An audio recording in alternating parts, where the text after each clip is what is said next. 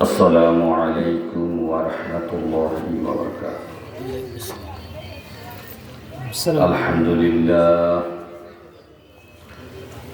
الحمد لله رب العالمين خالق السماوات والأرض. الصلاة والسلام على من كان نبيا وآدم بين الماء والطين. سيدنا ونبينا وشفينا وحبيبنا وكيلنا وكفيلنا وأوننا ومعيننا محمد رسول الله صلى الله عليه وسلم. قال الله تعالى في كلامه المجيد والفرقان الحميد. ثم أماته وأقبره وقال أيضا في كلامه المجيد نحن قدرنا بينكم الموت. وقال أيضا في كلامه المجيد وجاءت سكرة الموت بالحق. صدق الله مولانا العظيم وصدق رسوله النبي الكريم الآمين.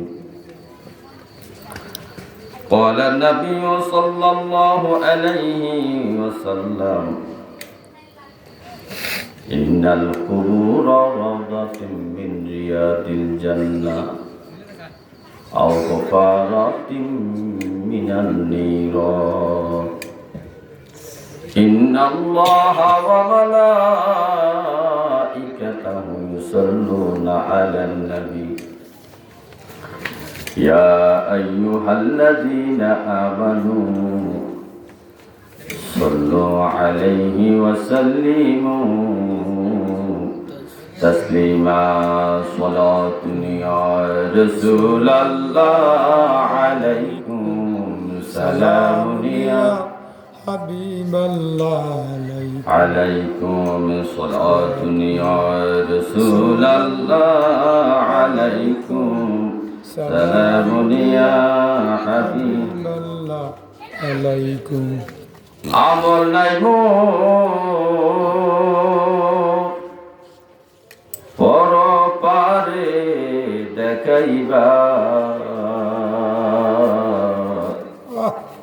আপনার নামের তসবিহ ভরসায় আমার সালাত ইয়া রাসূলুল্লাহ আলাইকুম সালামুন ইয়া হাবিবাল্লাহ عليكم صلاة يا رسول الله عليكم سلام يا حبيب الله عليكم. لا إله إلا الله لا إله إلا الله لا إله إلا الله لا إله إلا الله لا إله إلا الله لا إله إلا الله لا إله إلا الله محمد رسول الله صلى الله عليه وسلم. الحمد لله. আজ সিনিয়াফরাবাড়ি কবরবাসীদের মাগফিরাতে মহান আহলে বাইতের মহাব্বতে এই সুন্নি মহাসম্মেলন উক্ত সম্মেলনের মধ্যমণি, আমাদের পীর মুর্শিদ, আমাদের মাতার চাঁদ, আমাদের চোখের শান্তি,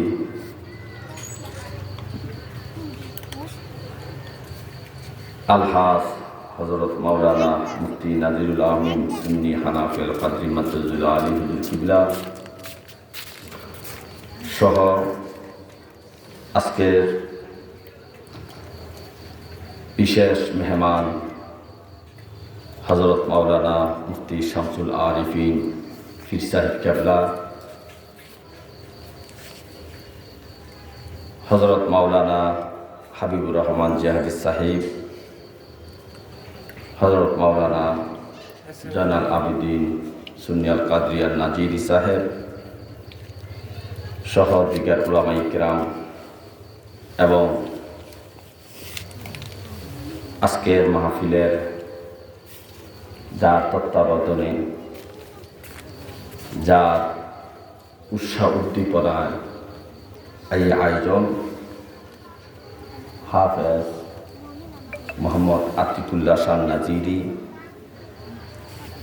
ফি বারাকাল্লাহ ফি হায়াতি সহ দিগার হাজিরিন সামিনী কিরাম, পর্দানিশী মা ও বোনেরা, সবাইকে সালাম দিচ্ছি। আসসালামু আলাইকুম ওয়া রাহমাতুল্লাহি ওয়া বারাকাতুহু। ওয়ালাইকুম আসসালাম ওয়া রাহমাতুল্লাহি ওয়া বারাকাতুহু।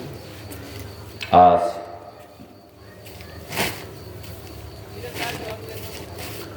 আমরা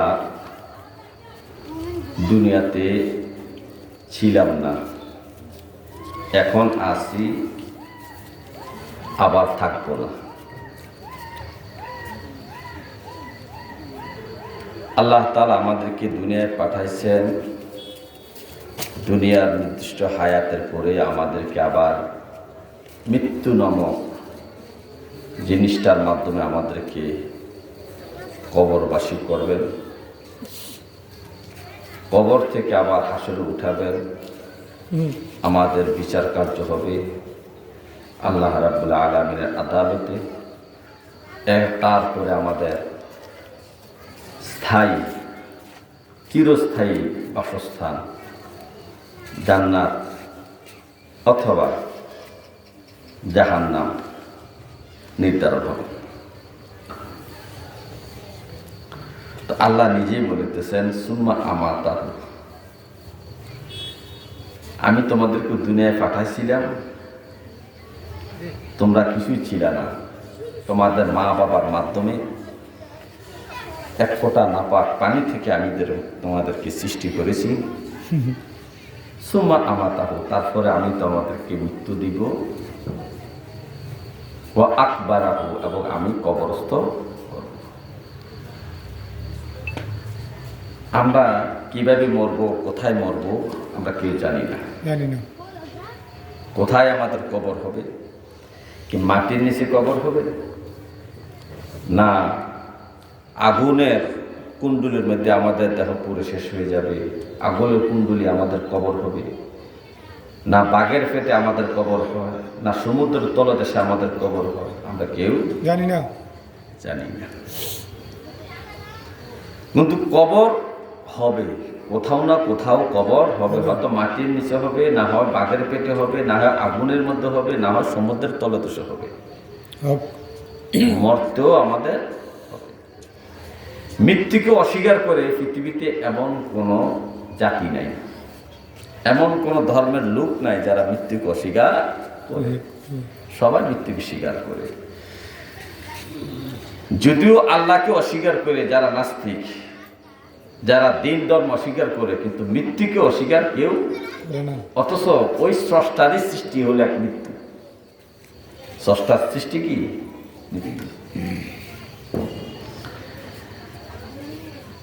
এই মৃত্যু নামক জিনিসটাকে স্রষ্টা সৃষ্টি করে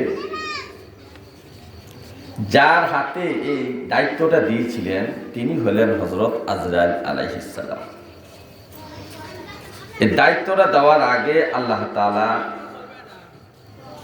অনেক ফেরেশতাদেরকে সাদর করছিলেন যে তোমরা চাকরিটা নাও, মানুষ মারানোর, মানুষ মাইরা লাগানোর চাকরিটা তোমরা নাও। কোনো ফেরেশতা নিতে রাজি হয় না। শেষ পর্যন্ত আল্লাহ তাআলা হুকুম করলেন যে আজরাইল আপনি এই দায়িত্ব পালন করুন। এখন রব্বে কারীম দায়িত্ব দিয়েছেন, সে কি অস্বীকার করতে পারে?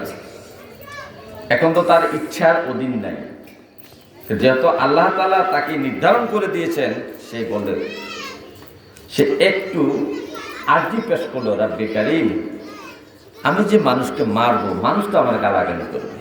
মানুষ কি করবে? গালাগালি করবে। গালাগালি করবে, তবে যে আজরাইল এত খারাপ, আমার কোলে শিশুটা নিয়ে গেল, আজরাইল এত খারাপ, আমার বিবিকে নিয়ে গেল, আজরাইল এত খারাপ, আমার বাবাকে আমার সামনে নিয়ে গেল, আজরাইল এত খারাপ, অ্যাক্সিডেন্ট করিয়া আমার ভাইটাকে নিয়ে গেল, ছেলেটাকে নিয়ে গেল, মাকে নিয়ে গেল, এইভাবে গালি দিবে আজরাইলকে, ঠিক না? জি। রব্বে কারীম বলতেছেন আজরাইল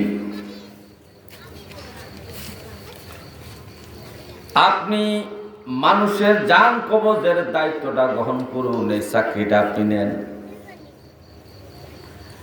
আপনি মনে মনে ভয় পাচ্ছেন মানুষ আপনাকে গালি দিবে, যে সন্তানের সামনে থেকে তার মাকে নিয়ে গেলেন, মায়ের কোল থেকে তার সন্তানকে আপনি নিয়ে গেলেন, সন্তানের সামনে থেকে বাবাকে নিয়ে গেলেন, দাদাকে নিয়ে গেলেন,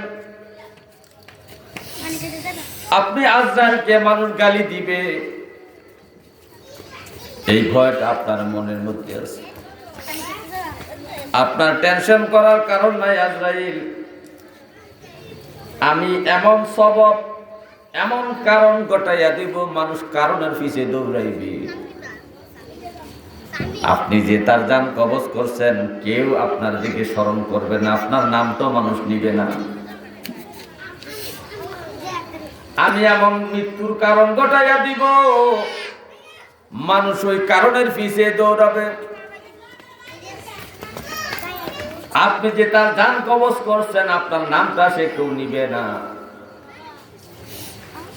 আমি গাড়ি অ্যাক্সিডেন্ট করে মারাইছি, গাড়িওয়ালার দোষ, ড্রাইভারের দোষ দিতে থাকবে, কিন্তু আপনি যে তার জানটা এই অ্যাক্সিডেন্টের মধ্যে নিয়েছেন, একটা মানুষ আপনার নাম নিবে না।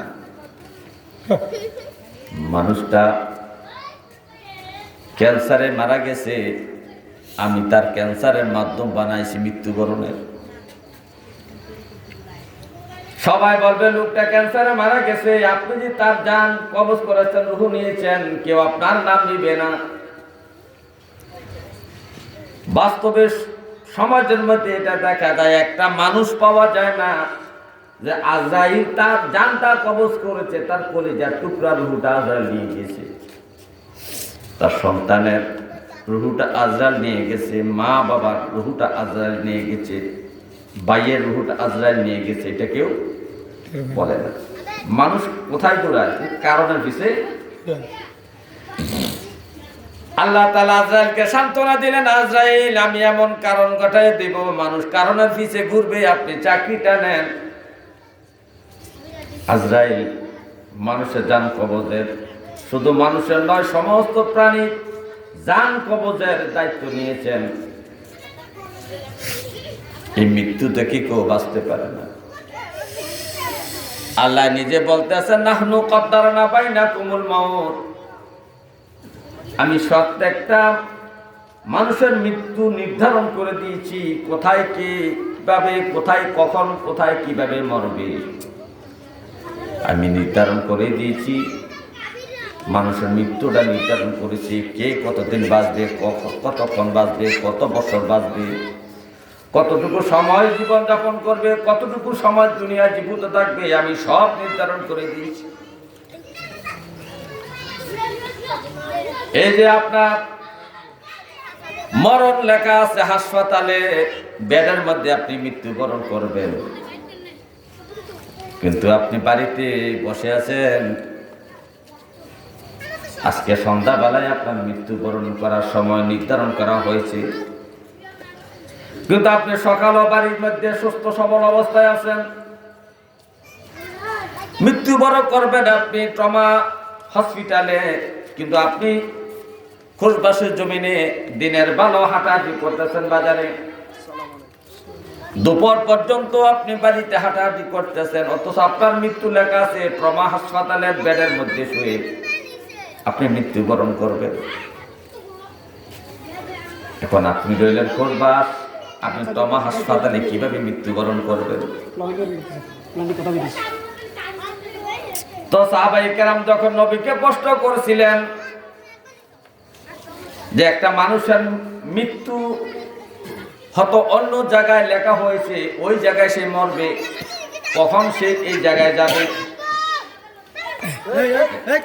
ভালো হলেন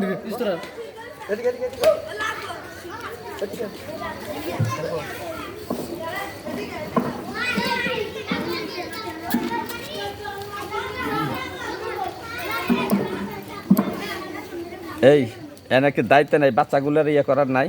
এটি মা বাপ না এটি এই আতি কি কই কেউ জানে নাই